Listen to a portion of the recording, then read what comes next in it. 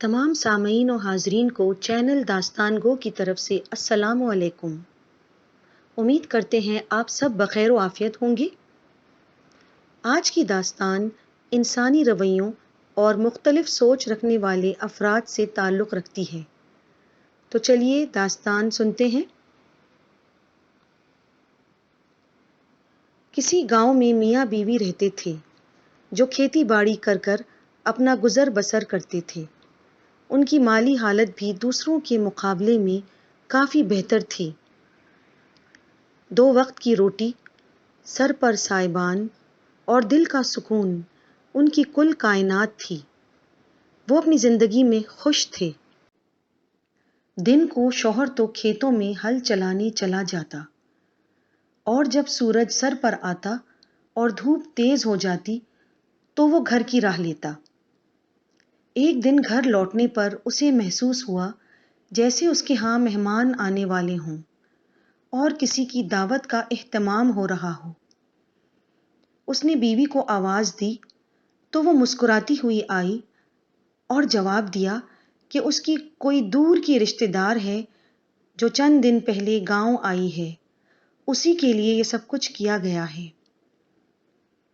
یہ بات سننا تھی کہ شوہر آپے سے باہر ہو گیا اور اس نے بیوی کو خوب جھاڑ پلائی، یہ کہتے ہوئے کہ تم نے میری کمائی کو حرام کا مال سمجھا ہوا ہے جو لوگوں کی ضیافتیں کر رہی ہو۔ کہاں کے مفت خور آنے والے ہیں اور نہ جانے کیا کیا وہ بکتا گیا، اور اس کی بیوی کی آنکھیں برسات کی قطروں کی طرح ٹپ ٹپ آنسو بہانے لگیں۔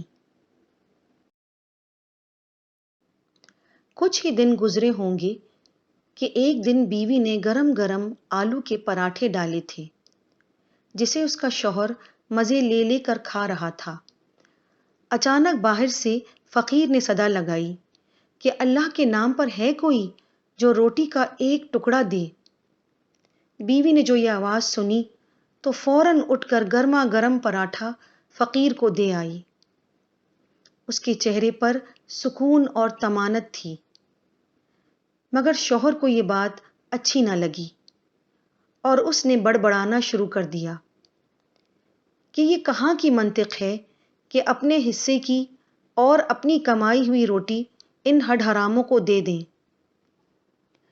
ارے بھائی، ہمارے مال پر تو ہمارا ہی حق ہونا چاہیے نا، یہ کیوں ہر روز ہمیں پریشان کرنے آ جاتے ہیں؟ بیوی نے بھتیرا سمجھایا کہ ہماری کمائی، مال، دولت، اولاد وغیرہ سب کچھ اللہ کا دیا ہوا ہے۔ یہ ہماری ملکیت تو ہیں، لیکن اس میں ان مفلسوں کا حصہ بھی ہے جو دراصل اللہ تعالیٰ کا ہے۔ ہمیں وہ حصہ تو لوٹانا ہی ہوگا۔ مگر شوہر کی موٹی عقل پر کچھ نہ اثر کیا۔ اسے تو مال سے محبت تھی اور بس۔ اس نے بیوی کو سختی سے منع کر دیا کہ یہ خیرات ویرات دینا بند کر دو۔ وقت گزرتا گیا اور زندگی اپنی ڈگر پر چل پڑی۔ ایک دن بیوی گھر کے کام کاج میں مصروف تھی کہ اچانک دروازے پر دستک ہوئی۔ کوئی زور زور سے دروازہ پیٹ رہا تھا۔ عورت کو غصہ آ گیا کہ کون اتنی بے صبری سے دروازہ پیٹ رہا ہے۔ وہ بڑبڑاتی ہوئی دروازے کی طرف بڑھی۔ دروازہ کھلنے پر دیکھا کہ ایک غریب اور کمزور سی عورت 2 چھوٹے چھوٹے بچوں کو لے کر کھڑی تھی۔ اس کی حالت دیکھتے ہی عورت کو رحم آ گیا۔ پوچھنے پر غریب عورت نے بتایا کہ وہ بیوہ ہے اور یہ بچے 2 دن سے بھوکے ہیں۔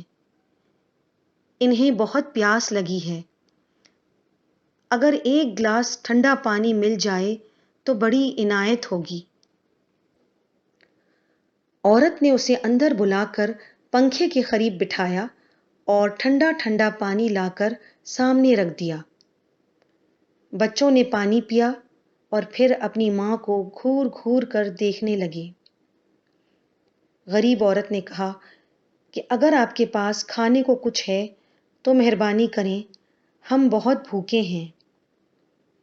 یہ کہتے ہی وہ زور زور سے رو پڑی۔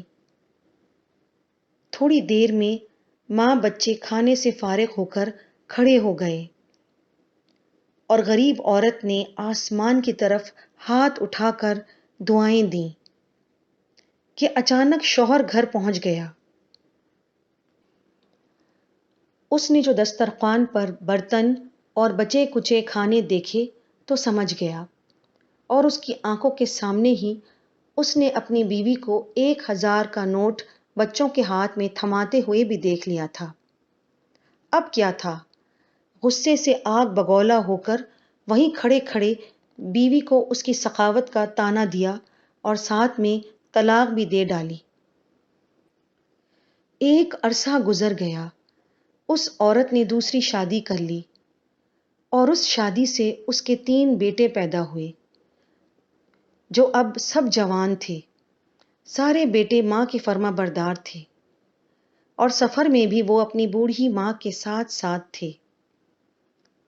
ان کی ماں جو ایئر کنڈیشنڈ گاڑی میں بیٹھی تھی، اچانک ایک فالج زدہ بوڑھے فقیر کو دیکھا جو کشکول لے کر گاڑی کے سامنے کھڑا تھا۔ عورت نے اپنی عادت سے مجبور ہو کر دروازہ کھولا اور کچھ بھیک اس کی کشکول میں ڈال ہی دی۔ یکایک اس کی نظر اس فقیر کے چہرے پر پڑی۔ بے ساختہ اس کے منہ سے تم نکل گیا۔ وہ فقیر اس کا سابقہ شوہر تھا جو آج اس خستہ حالی کو پہنچ چکا تھا۔ اس کے سابقہ شوہر نے بھی اسے پہچان لیا اور رو رو کر اپنے آپ کو دہائیاں دے رہا تھا۔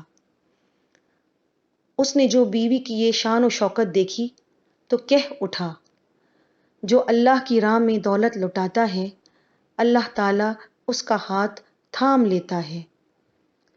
میں نے اپنی کنجوسی اور دولت سے بے پناہ محبت کی وجہ سے اپنی دنیا اور آخرت برباد کر ڈالی۔ کاش میں ایسا نہ کرتا۔ سامعین، اگر آپ کو ہماری کہانی پسند آئی ہو تو اسے لائک اور شیئر کریں اور ہمارے چینل داستان گو کو سبسکرائب کرنا نہ بھولیں۔ شکریہ۔